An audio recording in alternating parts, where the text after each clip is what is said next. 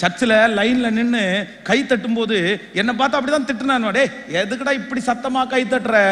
என் சத்தமா கை தட்டலன்னா ஆண்டவர் கேட்க மாட்டாரான்னு என்ன பார்த்து நக்கலடியா. நான் அப்படிதான்டா என் ஆண்டவருக்காக தட்டுவேன் அப்படின்னு சொன்னேன். இன்னைக்கு அவங்க யாருமே இல்ல, என்ன கர்த்தர் நிக்க வச்சிருக்கிறாருங்க, என்ன நிக்க வச்சிருக்கிறாருங்க. எதெல்லாம் ஸ்பிரிச்சுவலுக்காக என்ன அவமானப்படுத்தினாங்களோ, எதெல்லாம் ஸ்பிரிச்சுவலுக்காக நான் செய்யும் போது என்ன வெட்கமா நினைச்சாங்களோ, அந்த காரியம் எல்லாம் தாங்க இன்னைக்கு என்ன ஆச்சரியமா நடத்துறத நான் பார்க்கிறேன். அதனால ஆண்டவருக்காக இழந்தவங்க யாரையும் கர்த்தர் கைவிட மாட்டார். அவருடைய நாமத்திற்காய் காண்பித்த அன்புள்ள பிரயாசத்தை அவர் மறந்து விடுவதற்கு அவர் அநீதி உள்ள தேவன் அல்ல. உன் இளம் வயதின் பக்தியையும் நீ வாழ்க்கைப்பட்ட போது உனக்கு இருந்த நேசத்தையும் நான் அறிந்திருக்கிறேன். 50 வயசு தாண்டி நீ ஆண்டவரை நேசிக்கிறதுல பிரயோஜனம் இல்லம்மா. 50 வயசு தாண்டினதுக்கு அப்புறம் நீ கண்டிப்பா ஆண்டவரை நேசிப்ப. உங்க அம்மா அப்பா நிறைய பேரை சர்ச்சுக்கு வர வேண்டாம்னு சொன்னா கூட வருவாங்க.